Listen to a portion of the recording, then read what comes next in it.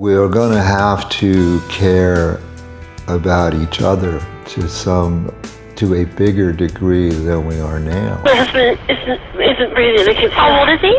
He's 67. Okay, and so he's not breathing at all? No. Okay. I don't think so. No. Okay, Sheriff, are you on the line? Is he on his... Is he on the ground?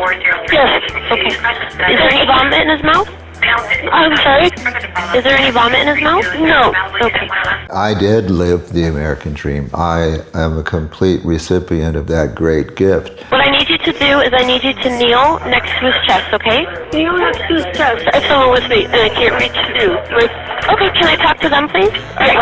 Okay, thanks. I'm more interested in why are we becoming less human?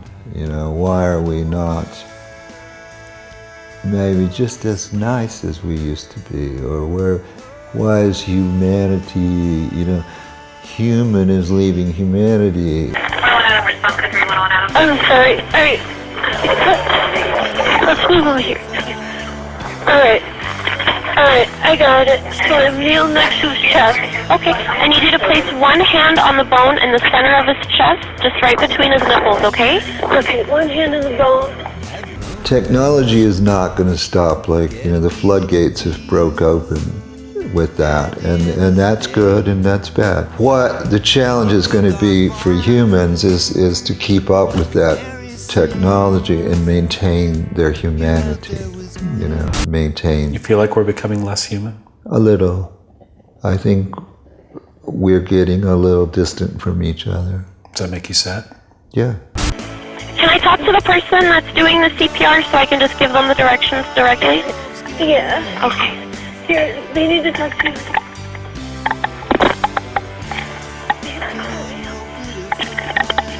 Hello? Hi, paramedics are on the way now. Have you ever done CPR before? No. Okay, I'm going to tell you what to do. I need you to place the heel of your hand on the bone in the center of his chest, just between his nipples, okay? What worries me now is I see more and more of that people that will do something for their own gain without really caring who it hurts. I've never had that chip. I would feel guilty if I was hurting someone by achieving this or that. I'll tell her what to do. Okay, I need to talk to the phone isn't... The phone line's not long enough. The phone line's not long enough? Okay. No. Have her place her... Bring him down here. Have her place her other hand on top of the first, okay? Okay, here you go. Yes. Okay, what do I do? We now have people, very wealthy people, who really become obsessed with making more money that would never change a day of their lives, probably never change a day of their children's lives.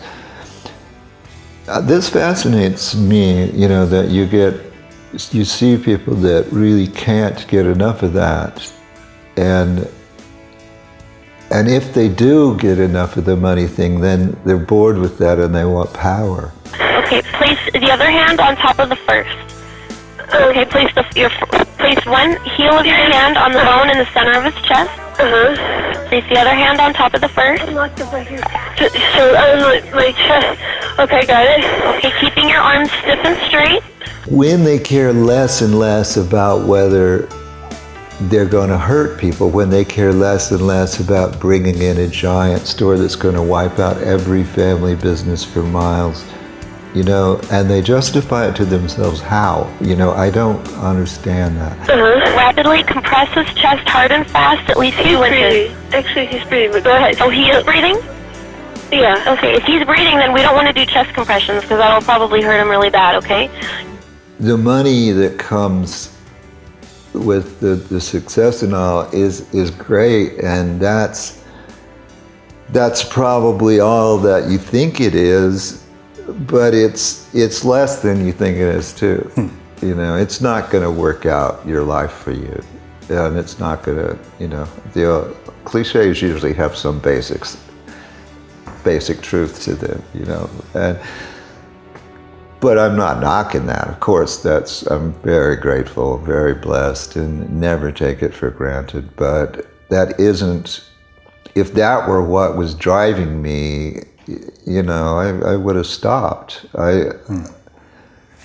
I'm doing this, you know, for the music, period. And to hang around with my friends and play music with them. So he's just unconscious. Hold on. I can't tell if he's breathing. I just can't tell. You have people on top whose consciences have eroded. And you have people around those people who support it. Okay, well, put your ear next to his nose and his mouth and listen and feel for air and look to see if his chest is moving. Okay, he's barely slightly breathing. He is? Okay. Yeah. Final question to you. If the career of Tom Petty and the Heartbreakers is a book, what chapter are we in? It's a really big one. Huge one. What chapter are we in now? Well, we're sure not in the middle. I'd say we're nearing the end. I mean, but you never know. You never know what's going to happen, do you? I mean, you never know. I'm not ready. I don't want to quit. You know, if I quit and if I retire, I'd be like, well, now what do I do? You mean I can't go hang with the guys and hang around the amplifiers and stuff and get new tubes and, you know, all these things that, I mean, my life is really, it's very simple, you know. I'm in a studio and we might spend an afternoon plugging in a pedal or wondering why this kind of tube makes a different sound than this one, or, you know, or I'm riding or I'm traveling. I've had enough of, you know. I'm not nuts about that, but I love to play.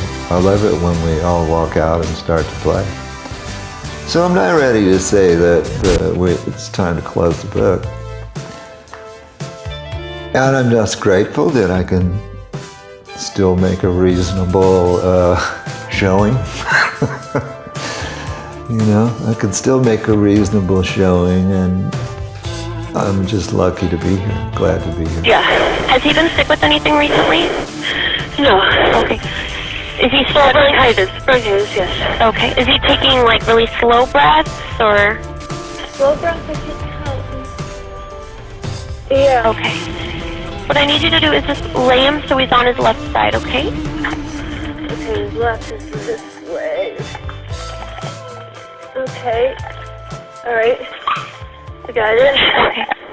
Just monitor his breathing. I'll stay on the line with you until the paramedics get there, okay? Behold, now is the accepted time. Behold, now is the day of salvation. Ye know not what shall be on the morrow. For what is your life? It is even a vapor that appeareth for a little time, and then vanisheth away. For what shall it profit a man, if he shall gain the whole world, and lose his own soul? I can only thank God it was not too late. It's so hard to understand. I don't really understand it. But I do know that it seems that the best ones often just appear. Like you're sitting there with your guitar or the piano and bang, there it is. It just falls out of the sky. I followed an angel. I hesitate to even try to understand it for fear that it might make it go away. It's a spiritual thing. Tom kind of flies up to the stratosphere and grabs an idea and comes back down and puts it down. He's capable of abstraction, great abstraction, but he puts it in terms that can be related to from a lot of different ways. It doesn't seem like if he were to force it, it would happen. It seems like it just has to be the right time, and he's just playing around on the guitar, and then all of a sudden the song starts and it doesn't stop. And it just keeps going for the whole thing. Well, I know what's right. I got just one life. I mean, as part of just living through this life is you know, just take all you can carry. And sometimes to just carry the weight of what the cards life has dealt you, you're going to have to drop some of the past and move ahead. What does that mean to you? What's some of the past that you would draw? Oh God, we'd be here all day. I mean, Give me one example. Well, there's just so many. There's so many painful things that we all go through in life, and they become, a load that you carry around, and until you learn to kind of just, I think it's about forgiveness, maybe. Like, that being a really important word, and part of learning how to be a good person and how to be happy, is that when you forgive those things, you can drop that load and move forward.